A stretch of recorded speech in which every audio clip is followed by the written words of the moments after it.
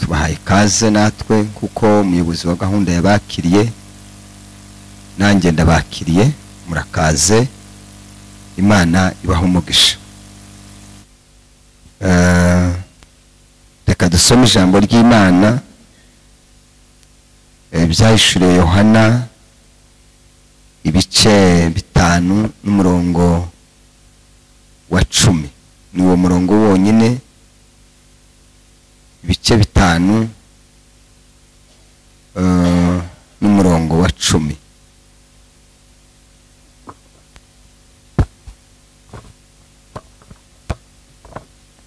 Dusome ibyahishuriwe Yohana ibice 5 umurongo wa 10.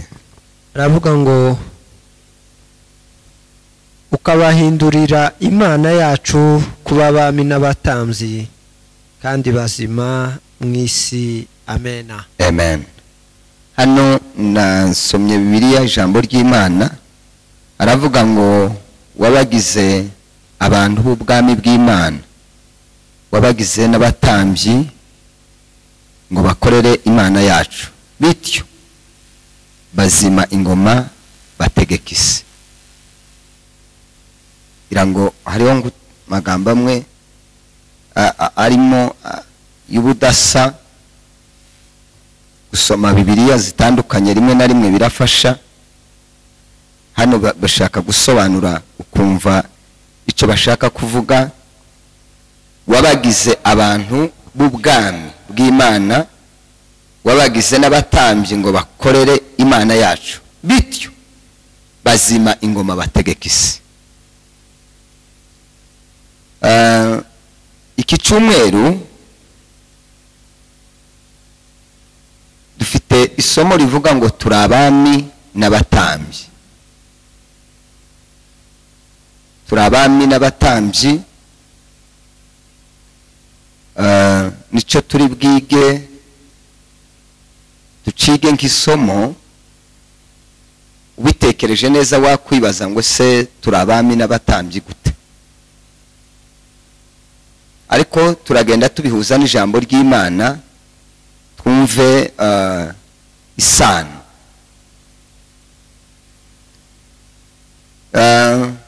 Wariko winginga numvise arimo arasenga, avugamwe amagambo menshi ajanye nuko umuntu aba yaragizwe ntabimenye. Kwitwa izina tumenye ko ari ryawe, tunarigendere, tunarikorere. Ubundi ntiyakomeye umuntu, hakomeye izina. Ubikoreye ubushakashatsi wasanga ko umuntu adakomeye, hakomeye izina. Kuko iyo umuntu bamuhinduriye izina ahita akomera, agahita yubaho. Cyo ni kimwe. Urya muntu rero iyo ahawe izina ntamenye kurikorera, ntase naryo, arashobora kubihanirwa, yewe nicyo yitwaga bakagikuraho. Bibiliya ntiyo kwitiranya, ntabwo Bibiliya yo kwitiranya ngo itwite ngo turi abami n'abaherezi gutyo.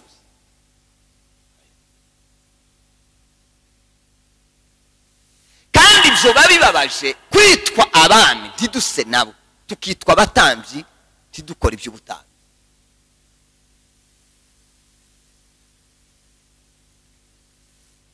Hari ibintu Imana yaturemanye ikabituremana. Nareko nsoma mbaye niga hejuru y'ibyo gutanga, noneho natangaye nja kuri Google. Noneho baravuga ngo umushakashatsi yaravuze ngo hariho abashakashatsi ngo bavuze ko ngo bibajije kuki umwana azatanga kiri muto. Hariho abana bamwe uzusanga umuhaye nawe agahundi, kandi akabikora ataravuga, ntaramenya kuvuga ariko agatanga. Aravuga ngo n'impano y'Imana tuza turemana.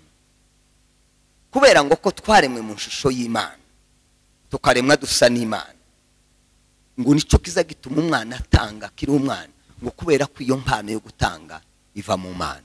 Ako kanduka kankozeho kabisa, nagatekereje.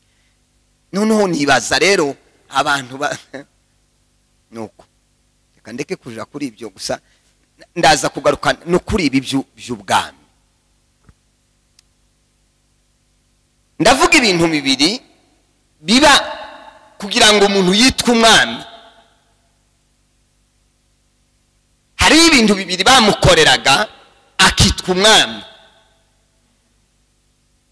Nubwo yavukaga bateganya wenda ko yatsimbura se, hari ibintu bibiri nubundi ntiyakuraga yitwa umwami. Oya, Isakiriho nuvuga ngo yazaga kwitwa umwami, isavuyeho bakamukorera birya bigaragaza ko ari umwami. Ni ibintu bibiri. Ikintu cya mbere kwari ukumutoranya, kumurobanura mu bandi, kumukura mu bandi, kumuvana mu bandi bantu baba bake cyangwa se baba benshi, bakamurobanura bakamukuramo. Icyo cyari ikintu cya mbere.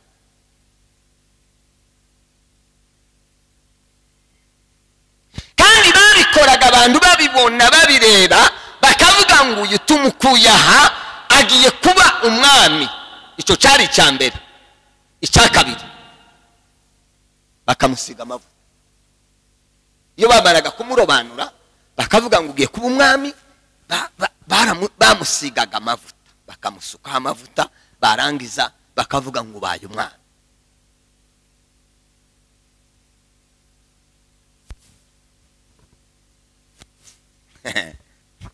Noneho ariko mana natangaye, Bibiliya ariko Bibiliya ni igitangaza. Turabami twebwe.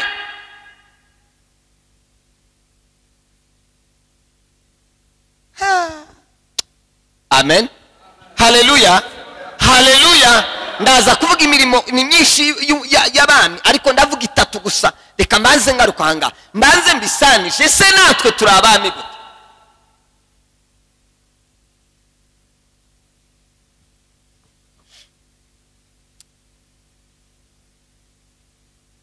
Abaroma 8:29. Tubanze tuje kuri ico cyo gutoranywa.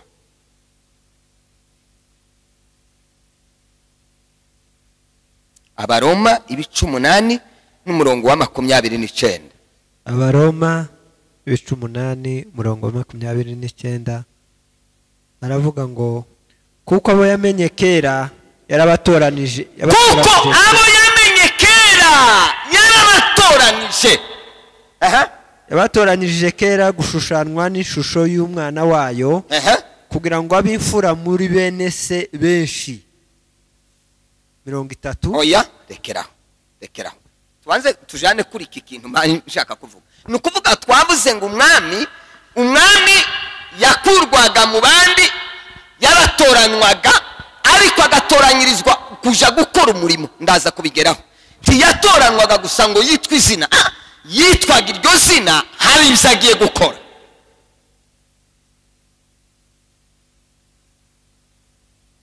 None rero turaza kugaruka turebe, ese niba turi abami uyu munsi wa none, umutima urakubwira ngo ese nimba ndi umwami natoranijwe gukora iki?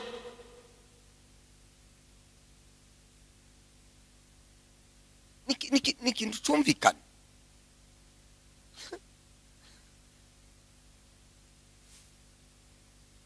Ijambo rya mbere yitwaga umwami atoranijwe, ariko agatoranywa afite icyo agiye gukora. Nta muntu ushobora gutoranywa ngo abe yaratoranijwe gusa ngo abaho. Oya, atoranirizwa gukora ikintu runaka, umurimo runaka.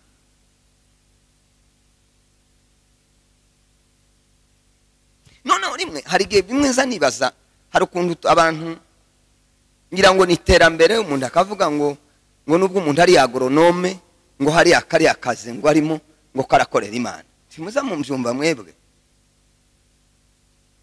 Okay.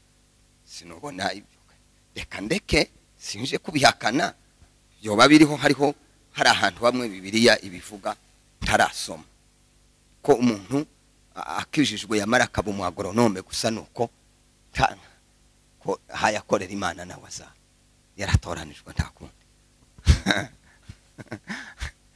Abami iyo batoranwaga umwami watoranijwe yatoranywaga ari ukugira ngo ashitse. Nico gituma muri Bibiliya wageze usanga umwami utakoze uko Imana ishaka yakurwagaho.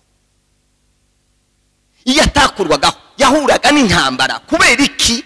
Kubera ko yabaye umwami ariko ntiyakora icyo yatoranijwe, icyo yahamagariwe.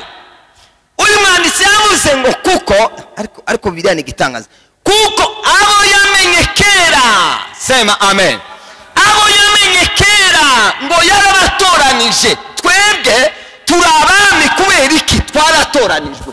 L'identité yacu ikitugira abami nuko natwe twatoranijwe. Ese ko birumvikana?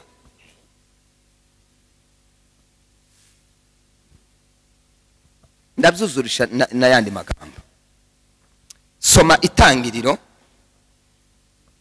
Se n'Itangiriro, oya banza ureke Itangiriro. Soma Abatesalonike ba kabiri. Urwandiko Paulo yandika Abatesalonike ibice 2 n'umurongo wa 13.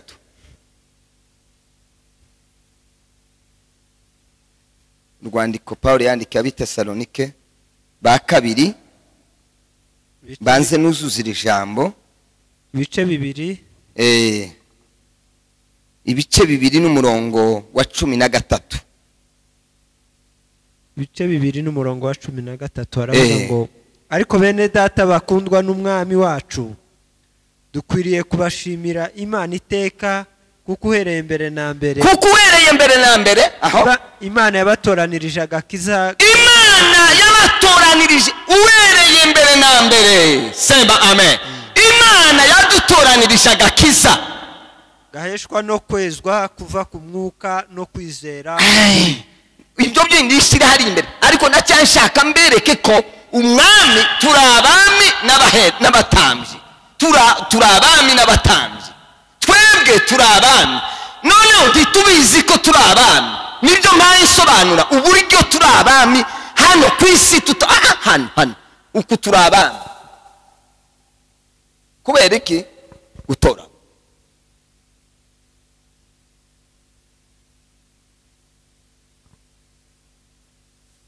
Kandi si ubu nyine, ubundi nicyo gituma nabivuze, ntibibaye ubu nyine, byaragambiriwe kuva kera.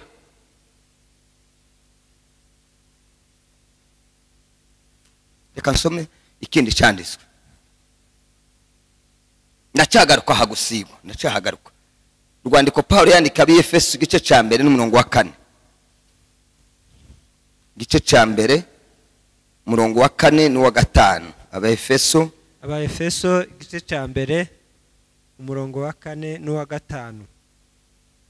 Aravuga ngo nkuko yabatoranirije muri we isi itararemwa kugira ngo tubabera tutariho umugayo imbere yayo. Komeza umurongo wa 5. Umurongo wa 5, kuko yagambiriye kera kubw'urukundo rwayo ko duhinduka abana bayo tubiheshejwe na Yesu Kristo kubw'ineza y'ubushake bwayo. Amen. Kuko yadutoranirije muri we isi itararemwa, sema amen, sema haleluya. Turabami n'abaherezi kubera iki? Nuko twatoranijwe, kandi twatoranijwe kera, ntawe ubitugira, sibyo twadushakisha, sibyo twigira, sema amen. Ntibizanwa no gusenga, niyo yabikoze. Ntawigiraga umwami, byari gukunda. Umuntu yagirwaga umwami.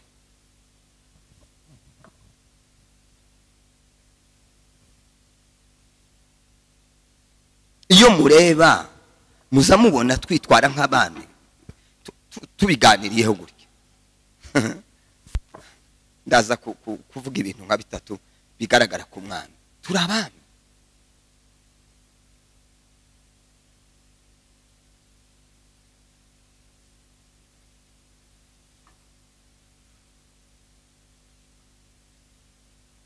cya kabiri twari tuvuze ko ari ugusigwa. Aha gusigwa simpatinanaza kwagaruka ku mutambyi kubera ko we yagiraga amavuta yiwasigwa, ariko nawe yarasigwaga. Ndaza kubigarukaho dusoma ibyanditse ko natwe twagize gute twasizwe.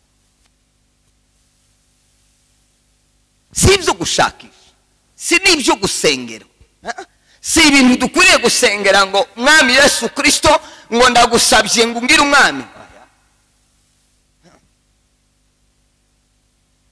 ahubwo ntitubizi, tuzi ko turi abana.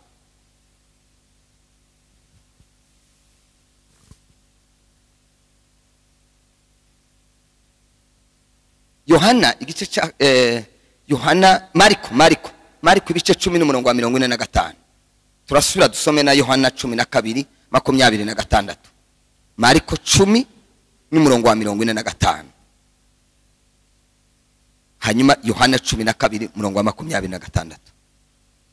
Mariko 10:45 aravuga ngo kuko umwana w'umuntu nawe ataje gukorerwa, ahubwo yaje gukorera abandi no gutangira ubugingo bwe kuba incungu ya benshi. Amena. Yohana rero 12:26 ndambihuza. Yohana 12:26 aravuga ngo umuntu nankorera ankurikire, kuko aho ndi n'umugaragu wanje ariho azaba. Umuntu nankorera data azamuha icubahiro. Amena. Amen.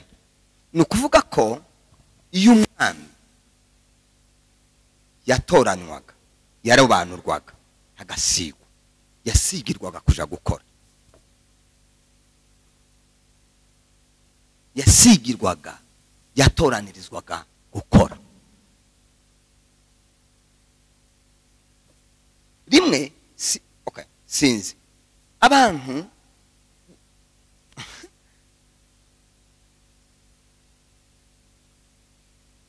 kunda gutanga urugero buriya ugeze kwa muganga no ku mashuri. Iyo ufashe abaganga ugahera kuri directeur w'ibitaro ukamanura ukageza kuri bari abantu bo hasi baza bakoropa, abakira abaplanto sawane shega sinza amazina yabo ntimunkurikirane sindakorayo nuko noneho kugeza ku muplanto bashitse hariya ku bitaro bagahamagara ngo abakozi ba hospital ya Rwamagana abo nabo boza, siko bimeze, nabo bo kwitaba n'abakozi bahembwa make, bahembwa yo hasi n'abakozi. Nukuvuga ko niba turi abana tukaba twarasigiwe gukora ni gukora. Ushitse ugahura tuvuga impanda ikavuga ubunyine, impanda ikavuga yamara kuvuga impanda ugaseruka imbere y'Imana, Imana ikakubaza utese umurimo wakoraga n'uwo kuza gusenga sumuri nukuza gutera kuza guza materaniro umurimo nukuza guterana tugaterana twamara tugataha. Nta wakubaza ngo muri Zayoni y'Irwamagana ngo uvuge ngo umurimo wanjye ngo nukuja guterana. Aya warobanuriwe iki? Niki watoranirijwe? Wasigiwe amavuta gukora iki? Niki kikuba ku mutima? Niki kize kwikuraza ishinga? Umwami iyo amaze guhabwa umurimo afite imirimo myinshi akora. Iyo mirimo rero ndaza kubisoma muri Bibiliya. Yesu aravuga ngo kuko umwana w'umuntu ataje kugira gute gukorerwa, ahubwo yaje kugira gute gukora. Wibuke no muri Yesaya yaravuze ngo kuko nasigwa amavuta kugira ngo ngire, avuga ibyo agiye gukora. Nasizwa amavuta kugira ngo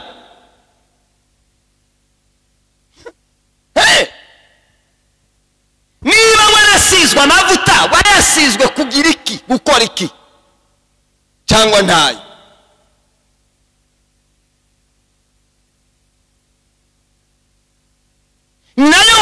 Yesu Kristo ahamagara abigishwa yageze babwira ijambo rimwe ngo nkurikira, ngo barangize kumukurikira ababwira ijambo, arababwira ngo nimugende,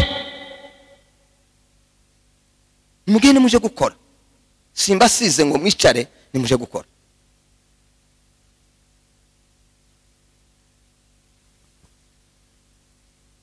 Muri Yohana haravuze ngo umuntu nankorera data azamuha iki? Icubahiro. Gukora ntiyavuga ngo umuntu naririmba, ko baravuga gukora igikorwa, umurimo. Biblia y'igiswahili ngo mtu akinitumikia, akitumika. Kutumika ni gukora.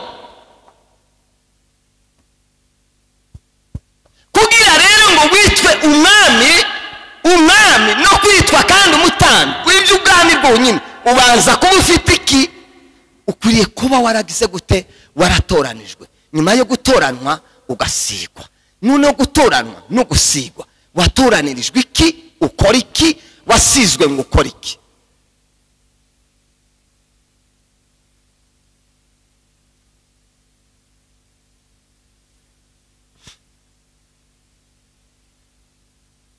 Imirimo itatu. Kwitwa umwami bisobanura ibintu bitatu. Nibyo ngiye kuvuga imirimo itatu gusa nigarukeho kuri twebwe. Ishambere gutegeka. Iyo umwami bavugaga ngo baramurobana, ikintu cyambere umurimo wa mbere ni ugutegeka. Umurimo wa kabiri ni ubutware, abahawe ubutware.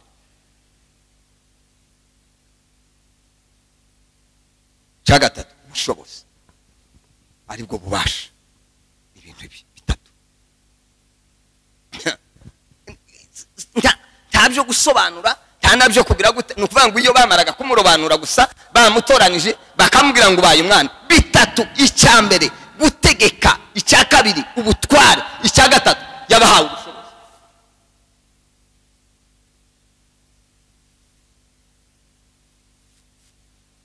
Kandi umuntu wahawe ibi bintu ko ari bitatu, yeme bantu b'Imana abakomeye. Buriya hari igihe dusoma ijambo ry'Imana, buriya ikintu cyaturaniye ni ugutahura no gusobanukirwa no gushyira mu bikorwa icyo ijambo ry'Imana rivuga. Nicyo cyatunaniye. Dusoma Itangiriro igice cya mbere n'umurongo wa 28.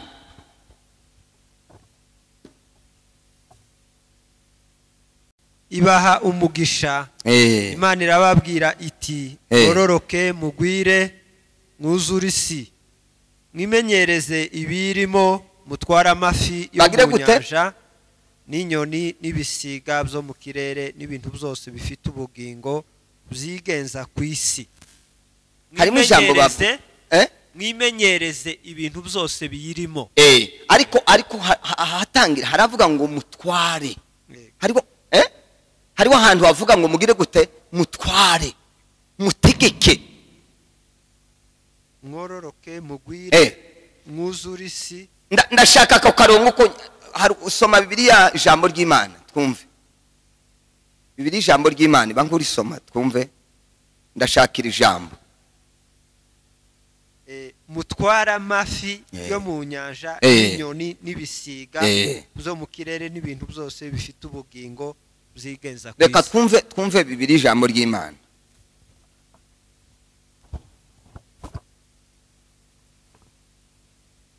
Imana ibaha umugisha, irababwira iti nimubyare mugwire mwuzure isi yose, muyitegeke. Mugire gute? Muyitegeke. Mugenge amafi n'inyoni n'ibisiga n'ibikururuka inda hasi. Noneho amen, haleluya, Yesu ashimwe cyane.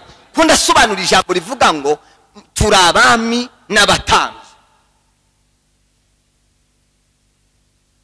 Imana, reka nsubire ngaruke kuri iri jambo nari nsa n'uwarisize. Iyo umwami ahawe gutegeka, nta kintu na kimwe nigeze kumva wapfuye Peter Nkurunziza aravuga ngo njyewe ngo ntwaye ngo impene ngo ntwaye ngo ntwaye ibintu byose biri mu Burundi byose, ngo ibiti n'ibyatsi ngo ninje birebe, kandi niko nyine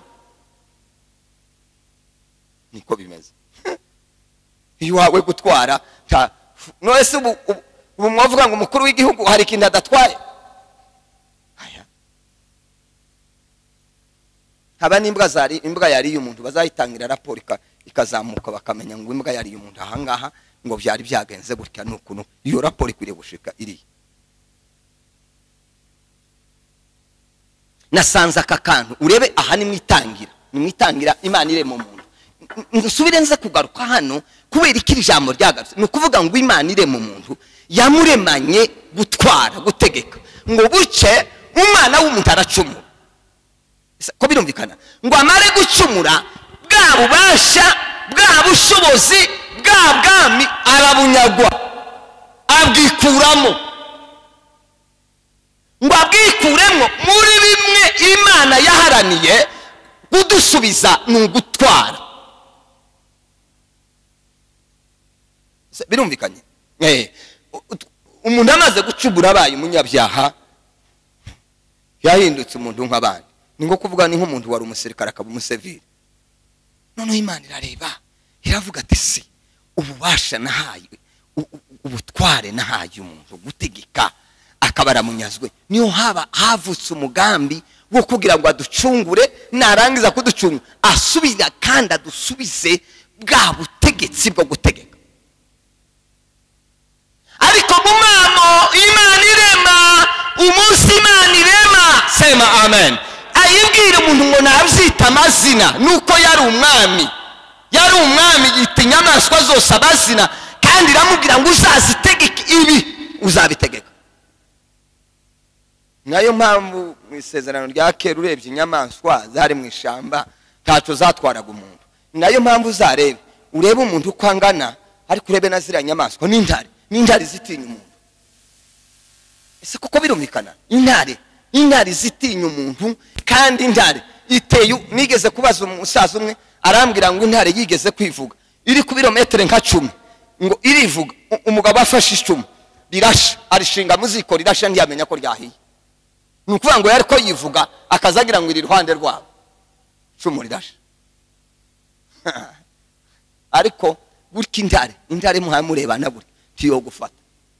Mwumva ubutwara Imana yari yarahaye umuntu, ngizi imbaraga Imana yari yarahaye umuntu.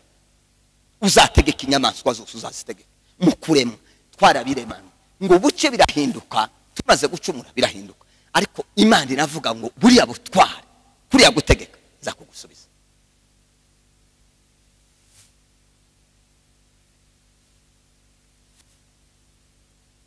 Turaza kwasoma mu ijambo ry'Imana Mariko ibice 6 n'umurongo wa 7. Amen. Ihute ndeke gutinda ha. Mariko ibice 6 n'umurongo wa 7, uwo murongo wonyine gusa.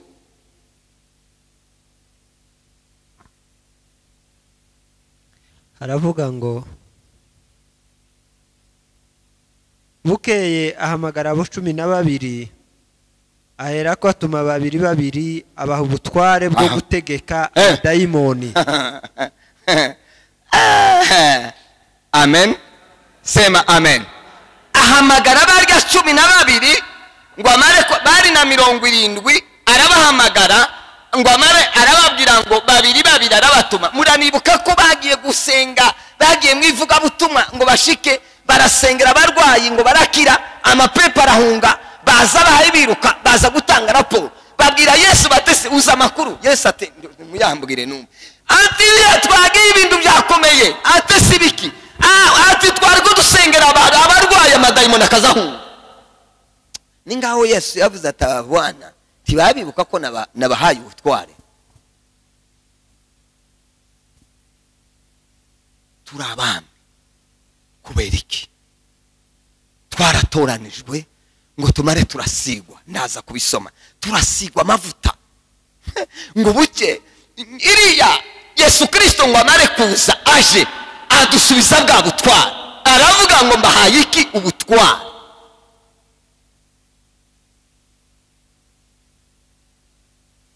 erega nitwe tuvyigira, nawe ubundi twarabihawe. Si ibyo gusengera, ntitwakagombye gusenga Imana ngo uduhe ubutware. Byararangiye. Twahawe iki? Ubutware. Kubera iki? Turi abana, twaratoranijwe kandi twarasizwe, twarabisigiwe. Ni ngo kuvuga ngo umwana wa perezida aje gusaba ngo ndashaka kuba umwana wa perezida, kandi akaza bisengera, akamaje mwihuduma ngo yagiye gusenga ngo abe umwana wa perezida, kandi ari we. Ntitubizi, ntitubikoresha, nta confidence yabyo dufite, ntitwari kubisaba. Cyararangiye. Mugende mbahaye ubutware. Cyo gituma abigishwa bageze bagenda gusabashika amapepo ba Petero baza bashika batese urashaka niki feza n'izahabu nazo, haguruka mu izina rya Yesu Kristo. Tware.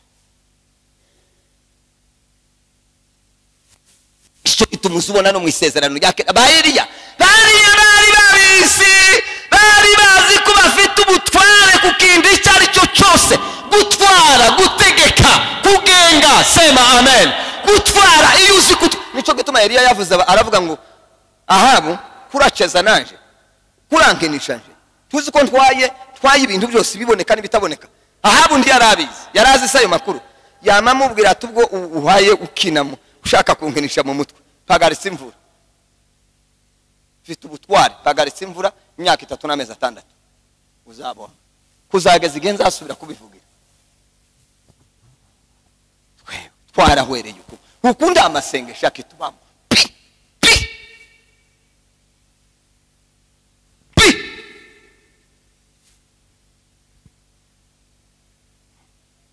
Wa mugabo mwamwibuka umugabo uri animba ari nani? Elisa ko abahungu bamusetse bakamuseka ngo dore nguruhara buhanza ko muranseka musuzugura. Yamavuga ati idubu zize zibarye abasore 40 butwara.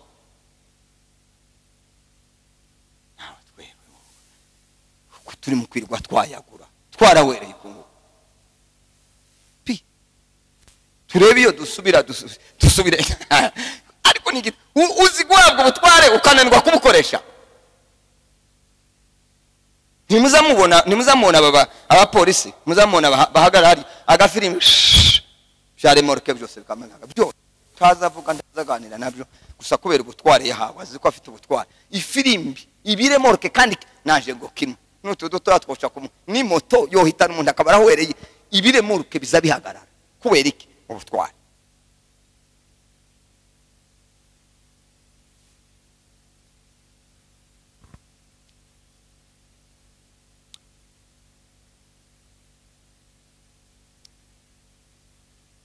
Gutegeka plito nariko mvuga gutegeka. Reka dusubire harero ku ca kabiri, ubutware. Aba Efeso soma Tito ibice 2:15. Ubutware, gutwara hariya hari gutegeka.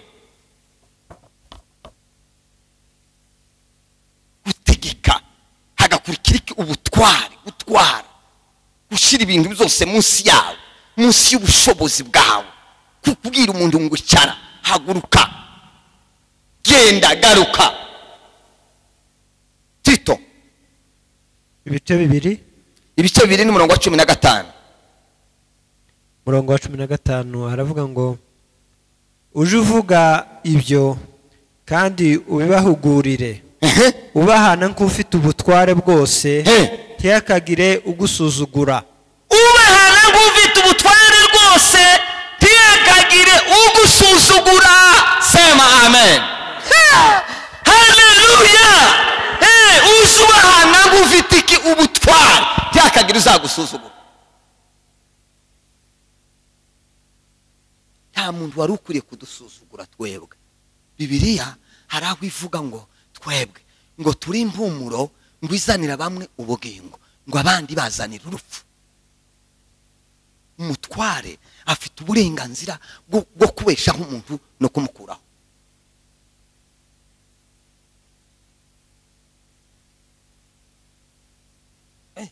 umutware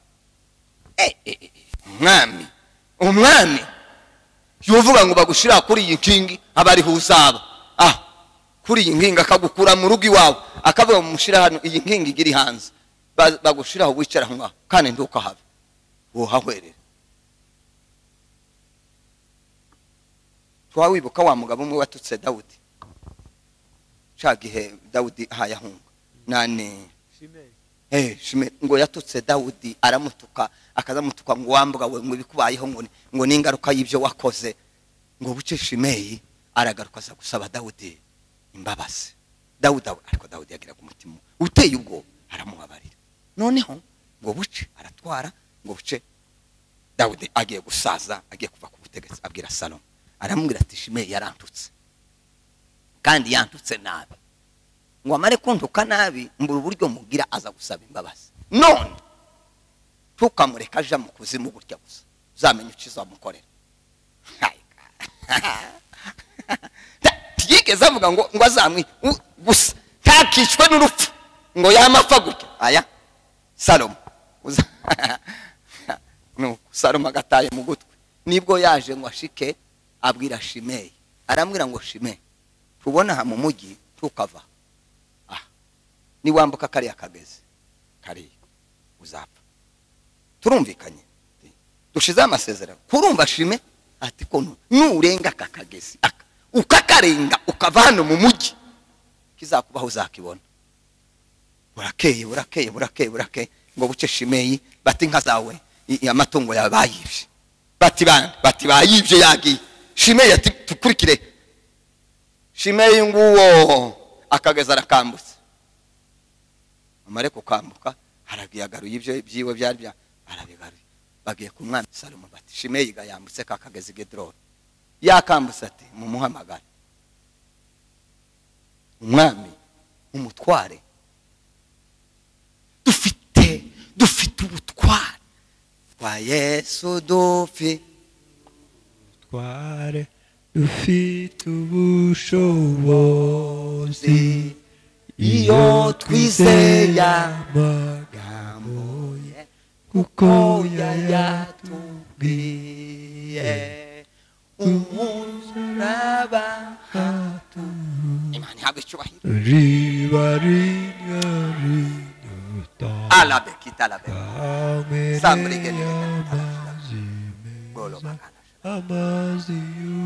Sama haleluya. Kwa Yesu dufite ubutware n'ubushobozi. Kwa Yesu turi kumwe dufite ubutware twarabuhawe. Kwa Yesu tunauha na uhodari na mamlaka.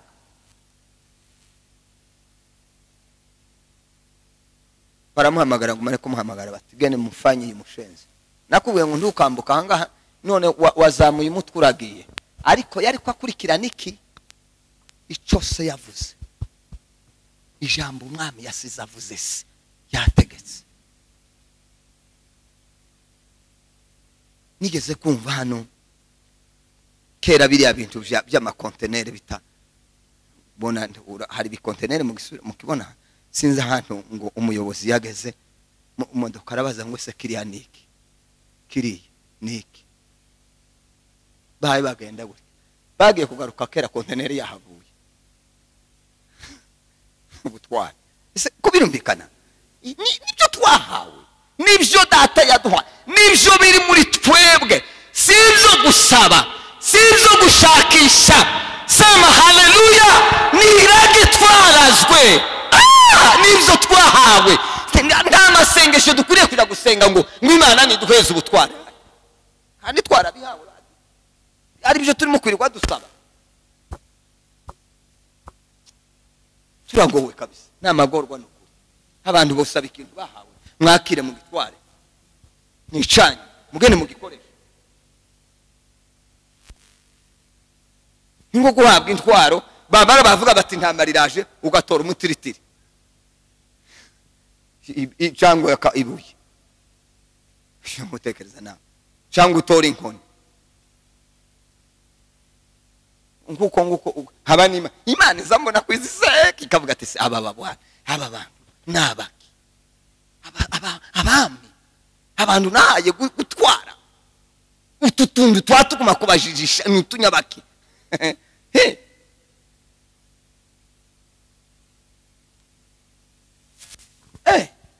Muri biri hari abagabo batarabo gukinisha, hari abagabo batarabo gukinisha, bari biyizi, bariyemeraga, sema haleluya, bari bazi imbaraga zibarimo ba Danieli, akabaza ngo se iri tegeko ry'ikubagaho ni iki cyabaye, ni gute muhamuje kwica abantu bose, ni iki cyabaye? Fati umwami yarose inzozi none zamugiye kandi abantu bagiye gushata petit problème. Mwene ico nico kibazo kibahangayikishije. Inzozi nizo zibazengurutse ngo turafana n'abashenzi. Hamagara baba ati muze cyo guhamagara data wa twese, duhishure ziriya nzozi by'umwami yarose n'ibiki. Twebwe gupapira, twebwe turi mu kubazanya n'abandi bo mwisi bakaza bavuga ikibazo natwe ngo reka natwe nditubize, kandi ari twe bari gushakira amakuru. Bariko ibintu biragoye, ya ati biragoye bikomeye. Umva,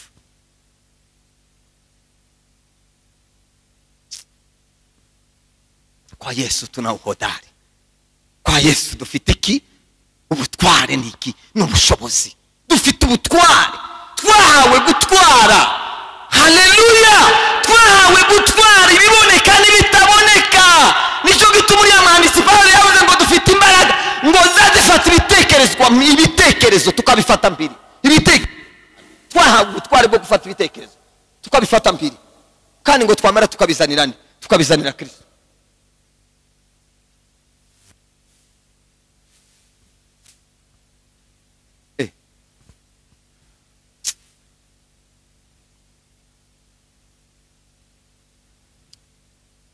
Abatesalonike ba kabiri, urwandiko Pawulo yandikiye Abatesalonike ba kabiri, ibice 3 n'umurongo w'9.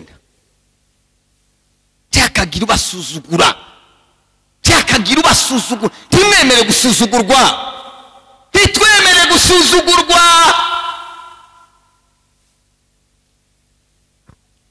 Abatesalonike ba kabiri 3 ibice 3 n'umurongo w'9. Ibice 3 umurongo wa 9 haravuga ngo icyakora suko tudafite ubutware, ubutware. Uyu Pawulo yandikira Abatesalonike suko niba mubona ibyo tudakora, suko tudafite ubutware, no, ubutware turabufite. Hariho impamvu itumye tudakora ikinyiki, ariko ubutware turabufite. Komeza. Ahubwo ni ukugira ngo tubiheho icitegererezo ngo mugere ikirenge mu cacu, kuko iki ari cyo twabategetse tukiri kumwe namwe, ngo umuntu wese wanga gukora ntakajye. Amena. Umuntu wese wanga kugira ute? Gukora ntakajye. Kwasama gusa ngo numara ngurari. Umuntu wese wanga gukora ntakajye. Iyo tubivuze gutya abantu bazamagira ngo nakazi ka leta gusa, ngo iriya nakazi ka leta nakahana, wanga gukora akazi ntakajye. Kuko imuza murangiza ako hanze gusa, kandi abo hanze nico bafatisha ngo umuntu ngo hanga gukora, ngo abantu bakango bakayebayeba, ngo baje mu masengesho ngo ntibakora. Hano ndi hari imirimo waje ugakora hano niho mudakora, ariko murye iby'Imana nibyo ibyo nta kibazo bigira.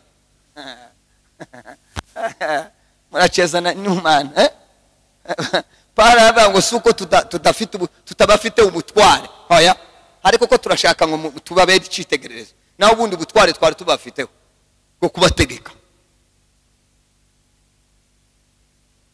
gukora. Umwami yatoranijwe gukora, dusigirwa kugira ngo tugire gute dukore, kuko tubona imirimo iriya yo hanze gusa. Mwari mwabona umuntu wishima hano ngo ashimira Imana, Imana ihabwe icubahiro, nabonye umurimo w'Imana, ariko twadushimiye twabonye akazi hanze. Ibi ni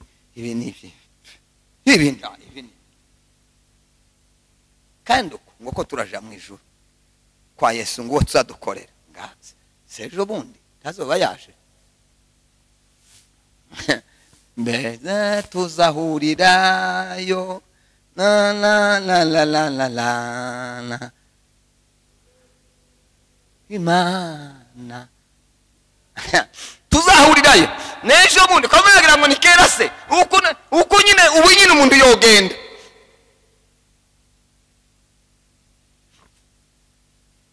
reka manuke ibanga usoma Luka ibice 10 n'umurongo wa 19.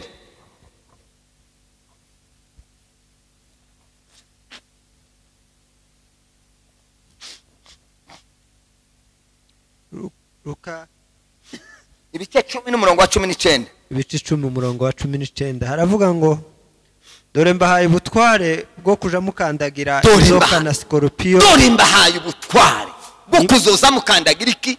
Inzoka na sikorupiyo ndamubahaye. Twarabuhawe twoye kubusaba mwokagira Imana mwe twitugifite umwanya wo gusaba ubutware twabunyazwe kera mu isezerano rya kera umuntu amaze gucumura. Yesu Kristo nico cyamuzanye yaje kudusubiza ubutware. Sema amen. Araduha ko murabusaba heka turimo kwirirwa twadusaba ko turasaba ibyo twahawe.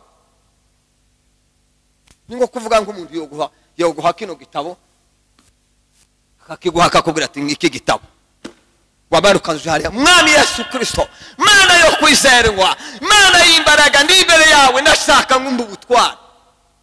Avuga ati se urasaba singubu umutwe urarwaye uri umusazi kurasaba iki? Umuntu azasaba ibintu byiwe niho uvuga ngo nsabe ngo Imana mpe impaka akantu kanje kaza nicara mbwira Imana ngo ariko ma waka iPad wakamba Mana yo kwizera ukuko murabona mbandi muzima ngibyo ibyo tubamo.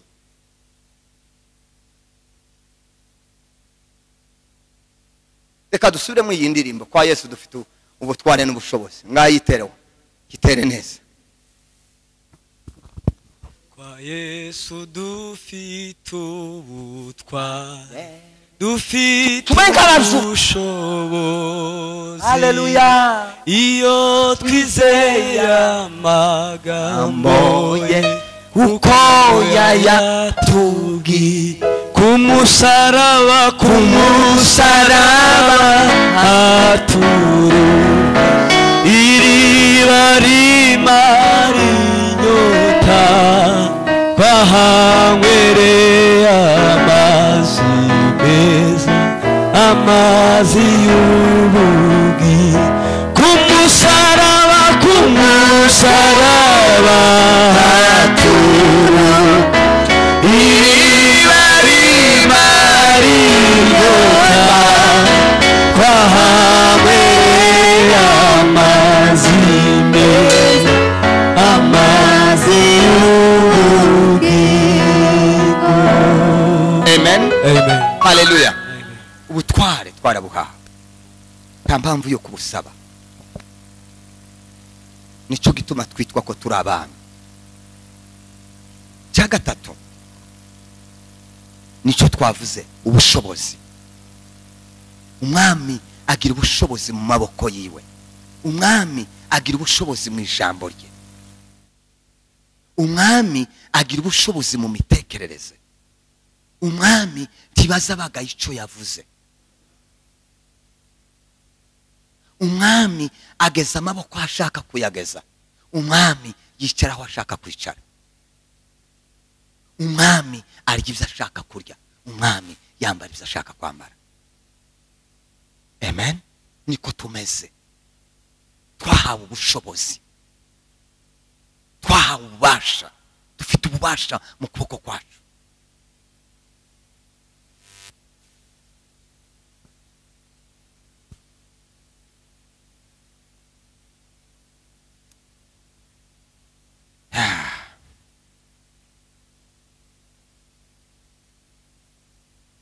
Yohana wa mbere Yohana ubutumwa bwiza nko bwanditswe na Yohana igice cya mbere n'umurongo wa 12 Abakolosayi 2 umurongo wa 10 ariko turasoma hamwe gusa. Reka dusome Yohana igice cya mbere n'umurongo wa 11 n'umurongo wa 12 nirukanke ku ijambo rya kabiri tuza gusoza.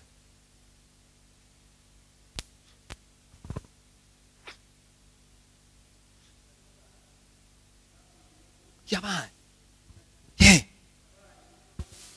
yagize gute yaduhaye iki? ubushobozi, twarabuhawe ubushobozi mw'abana b'Imana. Abamwemeye bose, sema haleluya. Ntiyavuze ngo abasenze bose, ngo abiyirije bose, abavuga ku ndimi, abazi gutanga.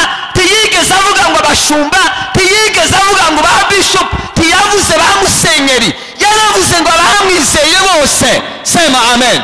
Yabahaye ubushobozi, yabahaye ubushobozi. Ntiyavuze n'imyaka, ntiyavuze n'ikigero, yavuze gusa ngo bamwizeye. Kuki dusaba izo twahawe? Kuki tubinjiji? Kuki twajijwe?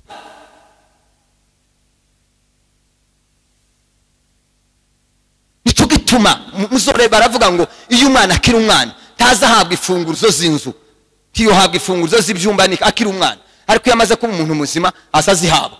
Igituma tudahabwa iby'Imana byose, turashara abana. Twe dusaba ibyo twahawe, hanyuma inima ritubwiye gute?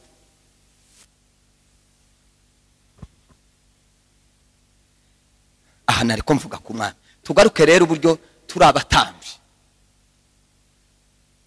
Umutambyi nawe ni ukuvuga ngo yarobanurirwaga, yaratoranwa akarobanurwa, kandi ku mutambyi niho nanezerewe cyane. Umutambyi yari special.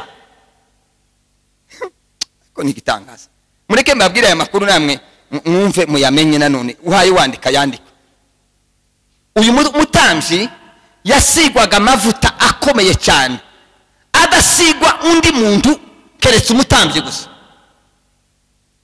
Amavuta basigaga umutambyi ni amavuta yari specifique gusiga umutambyi. Ndaza kubereka uburyo twasizwa amavuta adashobora gusigwa n'undi mwana w'umuntu, nta wundi muntu, niko Bibiliya ivuga. Cyakabiri,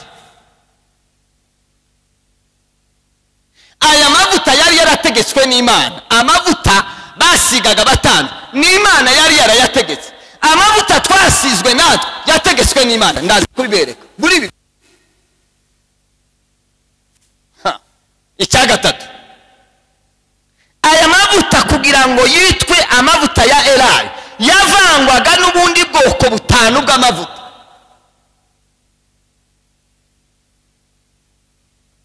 Kugira ngo amavuta yitwa amavuta ya Elayo ari abaza basiga, bafataga amavuta ya Elayo yonyine. Igiti cya Elayo cyari igiti kwacu, hakaba ibindi biti bitanu byakurwagamo amavuta, bamara bakayavanga, bamara kuyavanga akabona kwitwa amavuta ari abaza basiga amavuta ya Elayo. Kandi yavaga ku musozi wa Elayoni, niho yavaga gusa, kandi hamwe gusa, hamwe tahandi wo yabona. Kandi nico gituma ari agaciro.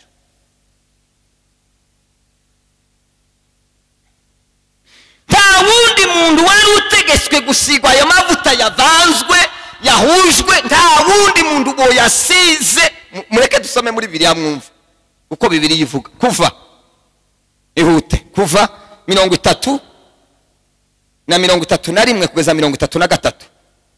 Ubanza usoma umurongo wa mbere, uhagarare bawumve neza.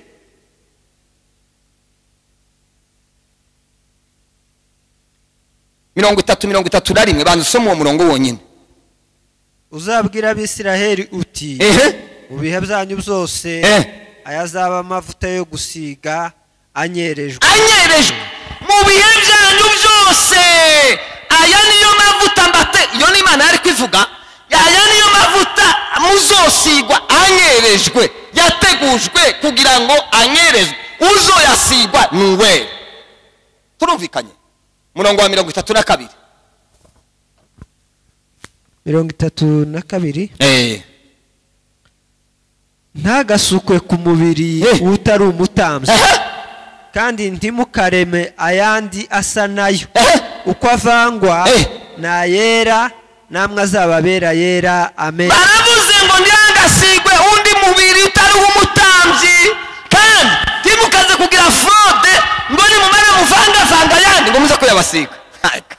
Ariko biranda gukunda we, sema amen. Natwe twasizwamwe ntawo yavanga. Ndaza kuyababwira mu kanya, turasoma muri Bibiliya ntiwovanga. Nta wundi muntu uzuyasiga keretse umuntu watoranijwe kuba umwami n'umutambyi. ntimukavangavange ko murumva ko bayavangaga sindabasomye ugira amatsiko aze kumbwira ndamubwira yo yandi ubwo bwoko bundi butanu ndaza kumubwira mubwire naho biri muri Bibiliya nuko arababwira attention kuvangavanga uko ndaza kubereka uburyo turi mu kuvangavanga iby'Imana turi mu kuvanga amavuta nicyo gituma ibintu byakwamye 33 3:3 aravuga ngo umuntu wese uzavanga asa nayo cyangwa uzayasiga utari umutambyi azakurwe mu bwoko bwe. Umuntu uzaje gukora fraude akaja mu buyenzi yamara kuja mu buyenzi akazana andi mavuta yavangavanze yamara bakayasiga icyo ni cyambere uzo yavanga dabo akazana vanze icyakabiri bakayasiga umuntu utari umutambyi ngo uwo muntu azakurwe muki gukurwayo kuragana no guraho mugira ngo iyo terme kuva ngo bamukuremo akuzume uzuceza n'Abisiraheli kumukuraho no kuvuga ngo avemo bareba ukuntu bamugirira karaza kuzana ibintu bya fraude twebwe n'ibipirate n'ibiki tukiva twarasamye ibintu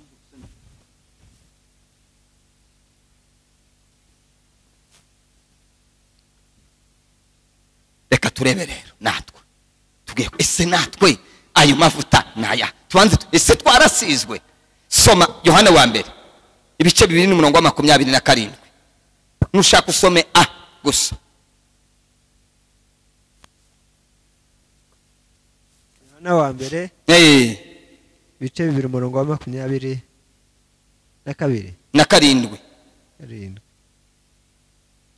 aravuga ngo kuko gusigwa mwasizwe nawe kugume muri mwe arico gituma mutagomba umuntu wo kubigira. Rekera gutyo yo ni Yohana arimvuze haravuga ngo kuko gusigwa mwasizwe nawe kuguma muri mwe twarasizwe abo yatoranije kera.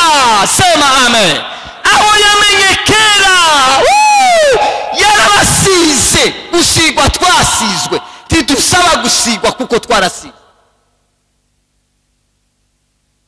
Keretse urimo kumva warasiguruwe nimba warasiguruwe genda uje gusenga nyine usubira usiba none turagira dute kandi amavuta azakama azavaho hazashira habibi bizabituma amavuta aguma ku muntu cyane cyane no gusenga sengesho niryo zarikomeza amavuta iyo umuntu ayasenga kubuhaye wisiga uko usenze ubuhaye wisiga kandi tuzugira nti umwera ni Kinyarwanda umwera tuzubona abana ngo muce ukazusanga umubiri sinzi ukuntu wabaye ngo nibashaka amavuta uziko no mu muka haba umwera uziko ari abantu berurutse mu by'umuka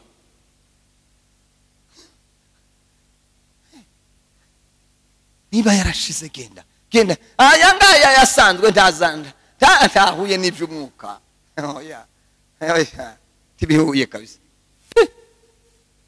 Umva rero aho ngiye gusoma Yohana 14:16 ubanza usoma uwo murongo wa 16 wonyine. Yohana 14:16 manishimwe ngiye gusoza Yohana 14:16 avuga ngo naje nzasaba data nawe azabaha undi mufasha wo kubana namwe ibihe byose. Naje nzasaba data nawe azabaha undi mufasha wo kubana namwe ibihe byose. Ibihe byose tubaye hano mu isi si mu ijuru yari kuvuga hano ku isi nzabaha umufasha uzabana namwe ibihe byose mukiri ku isi. Dufite umufasha igihe tukiri hano ku isi kuzageza tuvuye hano. Umurongo wa 17 rero nimwumva uburyo havuga niwe mwuka w'ukuri ntibishoboka ko abisi ntibishoboka. mwumvire, umwuka niwe uza udusiga, umwuka wera niyo mavuta. Sema amen.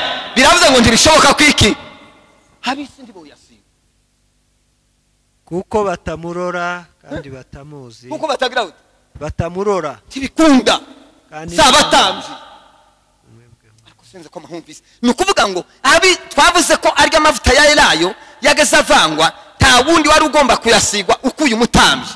ntibikunda. ni ukuvuga ngo umwuka wera ntibishoboka ko ahabwa abisi, kubera iki sabatambyi sinabana ntibatoranijwe. ariya mavuta y'umwuka wera asigwa umuntu watoranijwe, yamara gutorana akaba umwami, akaba n'ikintu umutambyi, akabona guhabwa iki umwuka wera. abisi ntibashoboka. babami n'abatambyi kandi twarabihawe.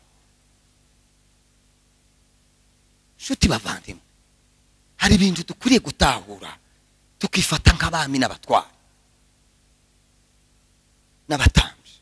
kubera iki twaratoranijwe, kandi dore icyo twatoranirijwe aricyo nsorezaho.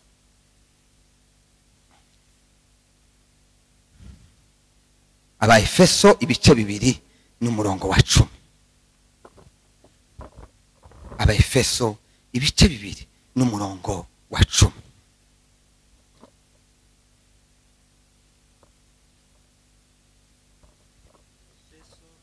ibice 2 umurongo wa 10. ibice 2 umurongo wa 10. aravuga ngo kuko turi abo yaremye, ituremeye imirimo myiza muri Kristo Yesu, iyi Imana yiteguriye kera kugira ngo tuyigenderemo. Amen. Amen.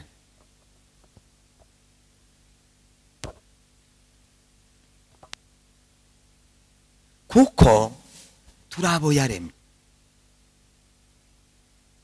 ituremera imirimo myiza. iyo yateguye kera, yagiye kutugira abami n'abatambyi, yateguye imirimo.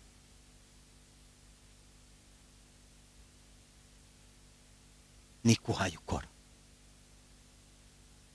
ku ijambo ry'Imana rivuze ko wagizwe umwami ukagirwa n'umutambyi, ukaba waratoranijwe ugasigwa amavuta abisi badashobora gusigwa, ukaba waratoranijwe imirimo. niko ukora. sinzi akaririmbo bahagaze bavuga mbe n'umurimo ku ndayibagiwe, mbese n'umurimo ki ukora. ni nkuko ni nk'ikibazo nayibagiwe nyine, ni nk'iya kera. rimoke ndaryimana mw'isi yose yanditswe mu gitabo, yaba myiza cyangwa mibi niyiza. ni ukuvuga ko ukora imirimo myiza iranditswe, ukora imirimo mibi iranditswe. nimba Imana yaragutoranije ikakugira umutambyi, ikakugira umwami, ikaba ifite imirimo yateguye kera. haleluya! imirimo yateguye kera, kandi ngo irayitegura ngo tuyigenderemo, tuyiremo, tuyikore. nije nawe. ubwo butware twahawe, ubwo bubasha twahawe, ubwo bushobozi twahawe nubwo gukoresha muri iyo mirimo. tiwohabwa ibintu gusa ngo bihabwe ntacu ugiye kubikoresha. tiwogirwa meya ugiye kudakora umurimo wa meya. tiwagirwa gitife utagiye gukora umurimo wa gitife. tiwagirwa ministre udakora imirimo ya ministre. tibikunda. mwaguruke dusenge. dusubire muri ako karirimba imirimo yose ukorera mu isi. imirimo ukorera mu isi yose yanditswe mu gitabo, yaba myiza cyangwa mibi niyeza guhereka. ayingwa imirimo ukorera mu isi yose yanditswe mu gitabo. haleluya! yaba myiza cyangwa mibi niza guherekeza. Rick Warren yaranditse aravuga ngo numara gusohoza ibyo wayukora ngo uzibaze ngo ese ibi nibyo Imana yampamagariye, ese ibyo ukora nibyo Imana yaguhamagariye, nibyo yagutoranirije, nibyo byatumye kwita umwami kakwita n'umuherezi. Banza urebe, isubiremo wisubiremo, wisuzume mu mutima wawe, umutima wawe ukubaze umutima ni utazutinya umuntu, niki wahamagariwe muri iyi mirimo yateguwe kera kugira ngo tuyigendere n'uwe murimo. Yesu yoza uyu munsi imbanda ikavuga, noneho ugaseruka imbere y'Imana, niki woserukana?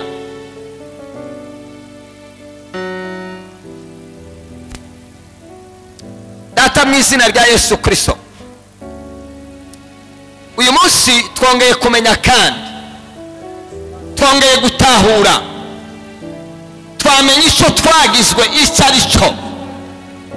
Hari ibyo twahawe tutarinda gusabira, hari ibyo twagizwe tutarabisabye, hari ibyo twahawe tutarinze kubisengera. Haleluya, haleluya, haleluya. Oh, amina, haleluya. Briganila la prefedela ancredini elwanwandi bini ganileda. Haleluya. N'izina rya Yesu Kristo wera uri mu ijuru, sengeye iteraniro ryose n'abadukurikirana. Hari ibyo Satani yatunyaze aratujijisha, turi mu gusaba ibyo twahawe, ibyo twarazwe na Data. Oh, beladima. Haleluya, haleluya. Ndaremye mu mitima y'abana b'Imana, turi mu gusaba ibyo twahawe, twagizwe abami kuva kera mu ifatiro z'isi zitarabaho. Twahawe ubutware bwo gutegeka. Haleluya.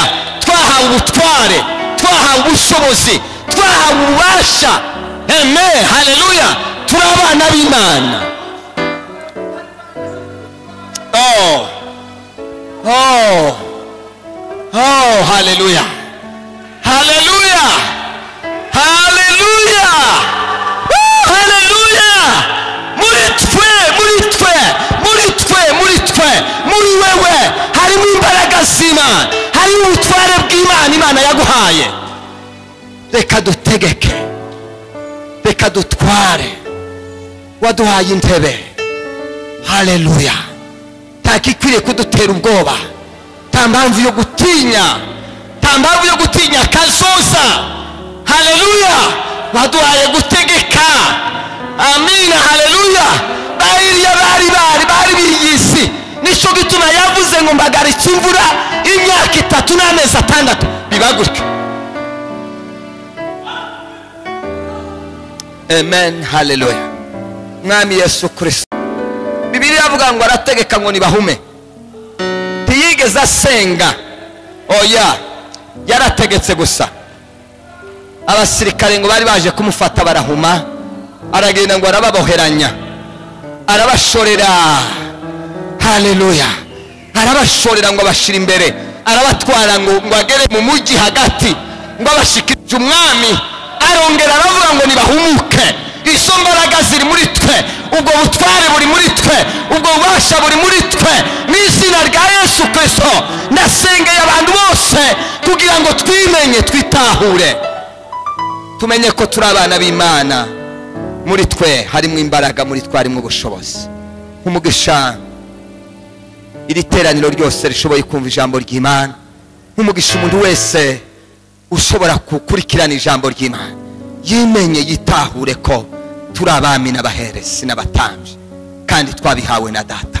Sibyo kwirirwa dusaba, ahubwo ni gukora ibyo twahawe. Icyubahiro, ubwami n'ubutware ni byawe. Tugiye gusubira mu magujyane natwe, uri n'intambwe zacu, urarane natwe, uduhe inzozi nziza, turinde imbaraga z'umwijima n'imbaraga z'abatware b'igisi, maze uduhe amahoro yo mu mutima. Ejo mu gatondo tuzabyuke tugushima, tuguhimbaza. Tubisenze mu izina rya Yesu Kristo umwami wacu, tugukomera amashyi menshi yishimwe.